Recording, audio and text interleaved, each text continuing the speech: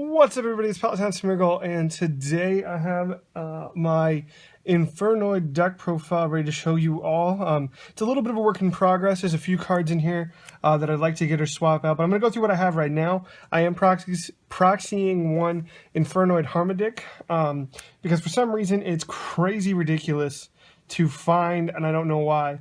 But I have one coming in the mail, hopefully in the next couple of weeks or so. So yeah, without further ado, I'm going to jump into this. It is a 41 card build, so if you guys can think of anything in the comment section below, let me know of anything I can cut or change.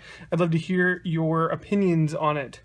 All right, moving in, I'm going to start off with a 5-card monster suite for the Lightsworn engine. That's 2 Lumina, the Lightsworn Summoner. She's really nice because you do mill a lot in this deck, so you're going to get your other Lightsworns in the graveyard. Next, 2 Raiden, Hand of the Lightsworn.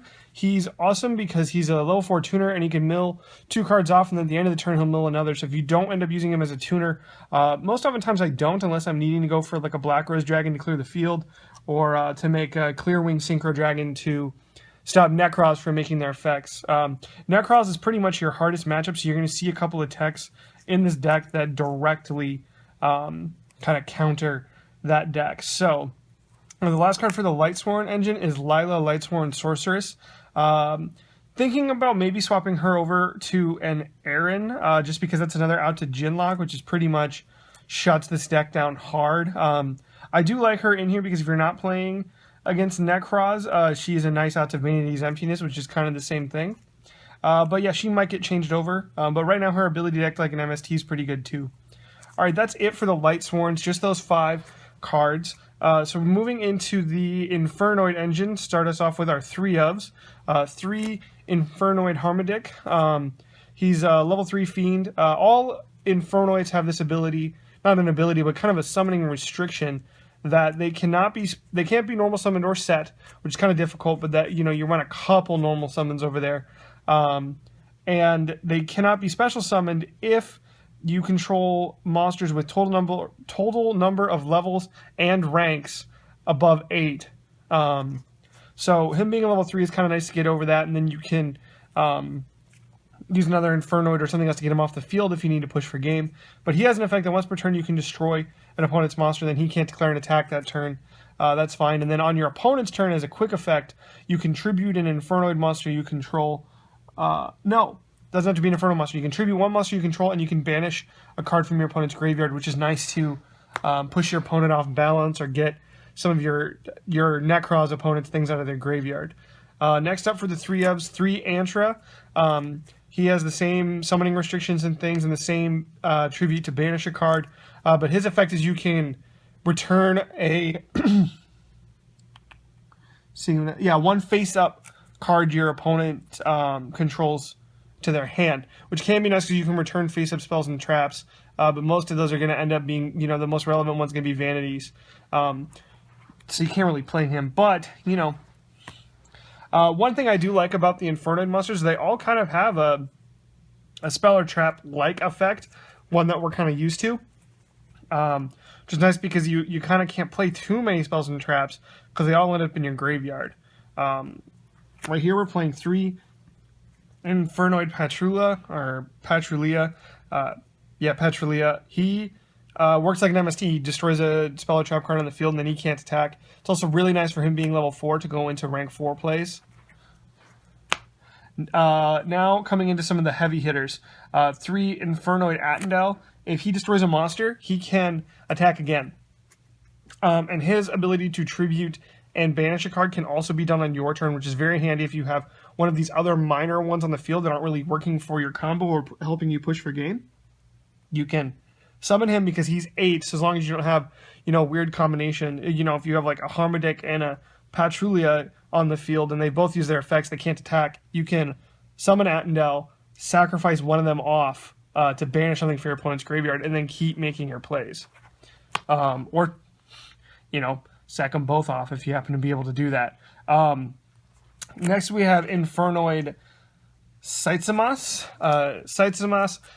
If he attacks at the end of the battle phase, you can banish a monster on the opponent's side of the field, which is nice because if you haven't cleared, you can do that. And he has the ability to sack and banish during your opponent's turn, and your turn as well. Next, we play 2 Infernoid Deviety. Deviety's your heavy. She's a heavy storm. She comes in, blows up all the back row if you choose, and then same thing. You can tribute a monster and go on your opponent's side of the field. She is awesome in this deck for pushing for game and for OTKing because you get the heavy storm-like effect, and she's the main reason I wanted to build this deck was because I had a couple of her, and I was, how can you pass up a heavy storm? Plus, she kind of looks like Shenron, so yeah, DBZ fans. Next, we have Infernoid Onoku. He's your heavy hitter of the deck, and he works like a dark hole. Except he saves himself. And he has a different effect than the other Infernoids. You can tribute a monster, and you can negate the activation of a spell or trap card. And you can only activate his effect when your opponent activates a spell or trap card, which is nice. And you can do it during either player's turn. So if you attack with this guy and they activate a Mirror Force, and you have another monster, you can stop it that way. The last monster we play is 1 Infernoid Primus. I'm thinking about maybe bumping him up to 2. I'd have to get another one, but he wouldn't be that hard to get a hold of.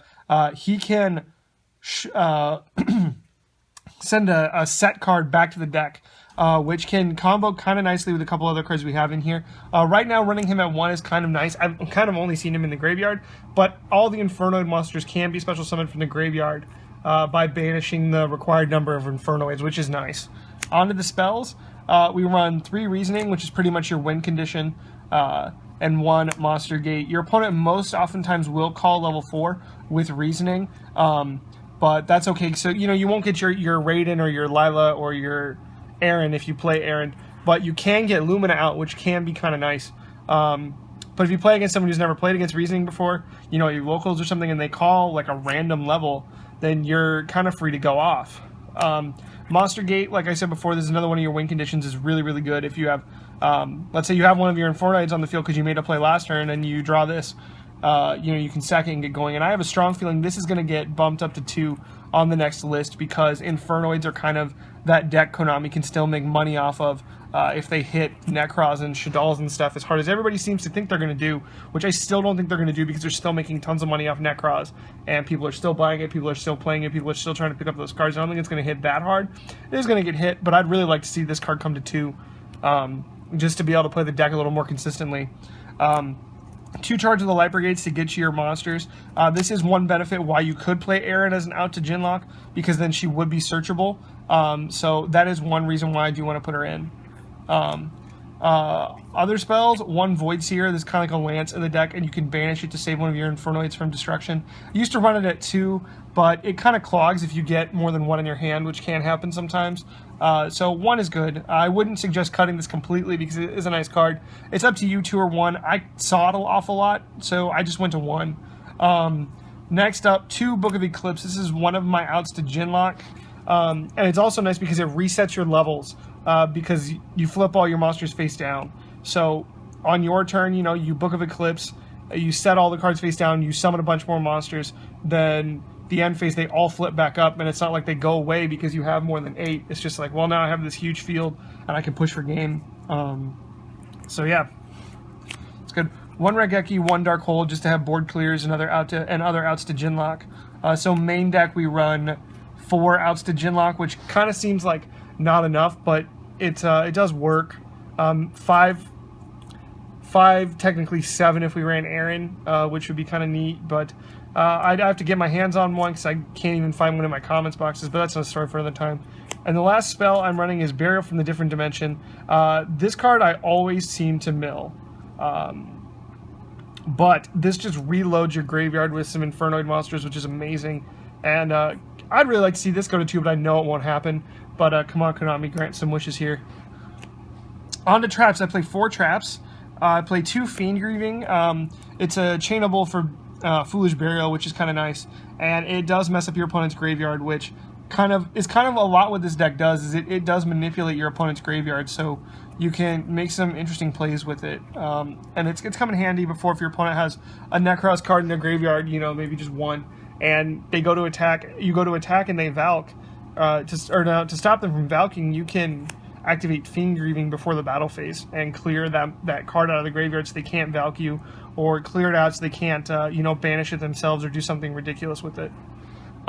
or remove a Burning Abyss card, if remove a Skarm if they've haven't if it's not their end phase, or get a Dante out of their graveyard, put it back in their extra deck so that they can't bring it back with Seer, or bring their Seer target back, or get rid of their some other cards. I know it's a little situational, and you just kind of have to play with it the way you want. That could be a card if you don't like it, to cut. I personally do like it in the deck, so I'd probably keep it in.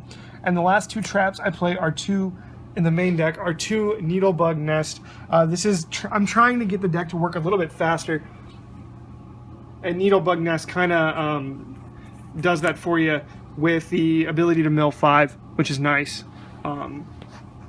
Up next, we have the extra deck and the side deck for this. To start off, the extra deck, most of this is a little situational, but I'll just go through it real quick. 1 Black Rose Dragon to bomb fields, 1 Clearwing Synchro Dragon to be able to stop your opponent's big plays, 1 Yazi just to keep a big body on board that isn't affected by stuff.